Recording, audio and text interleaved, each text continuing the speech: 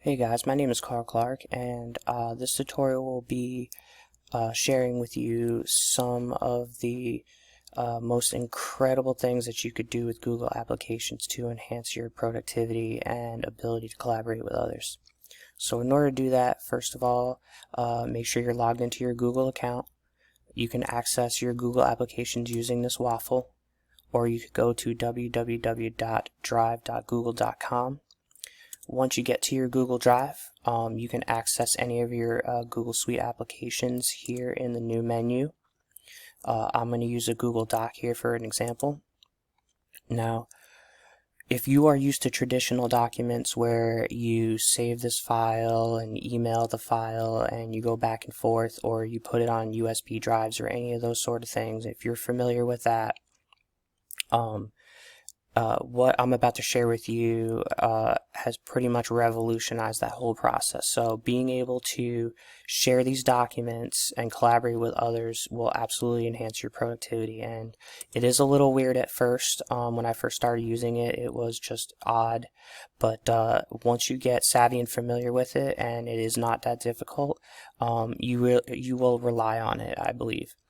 So you can share this with particular people via email this way. However, I typically do not do that. What I generally use is the link feature. So there's two important elements to this that are important to know. So you generally want to change it because it is usually set at restricted when you create a document. So what that means is that only you have access to that document.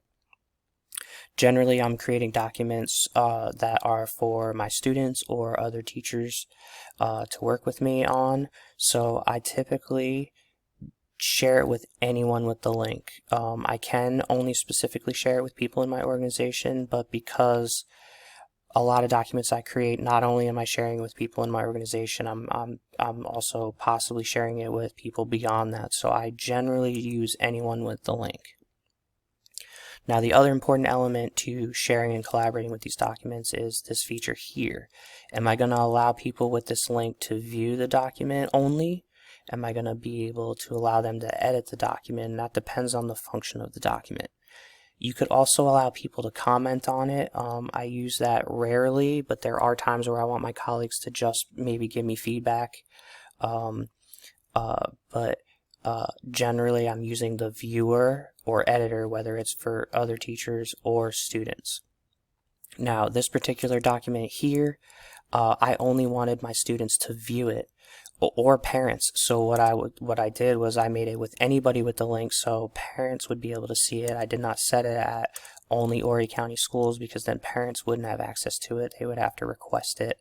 So I had it set at anyone with the link, and I wanted them to view it. I did not want them to comment on it or edit it.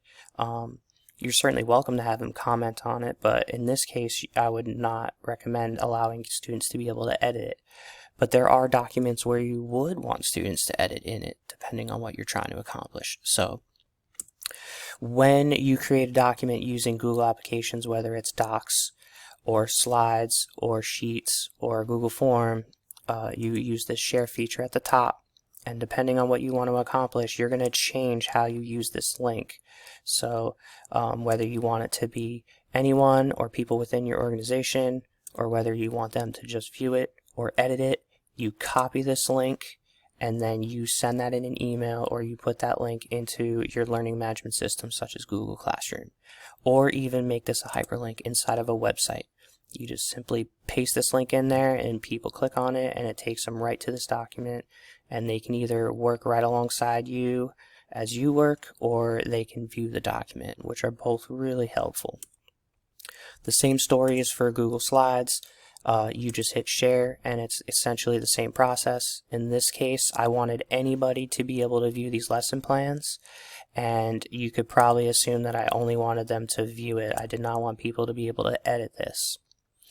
If I'm in Google Sheets, if I wanted to share this, I would, in this case, I wanted anybody with the link, and I did originally have this set as students would be able to edit this. So when I had it set at editor, now when students have this link, they would be able to type in this document just like I could, and that there are times where that's very useful. Google Forms is the only one that's a little different. It's send, but it's essentially the same process. You can email it out, but I typically use the link. This is the link I put on Google Classroom, or this is the link I send in an email, or this is the link I embed on a website. And there are times where I even embed the Google form directly. I paste this into a website, and it will put the Google form directly on the website for other people to use. So being able to send and share these documents absolutely enhances my ability to collaborate with other teachers as well as students, and definitely increases productivity, not only for myself but also with students and parents. It's extremely useful. I hope this tutorial was somewhat helpful, and I'm glad to be here to help.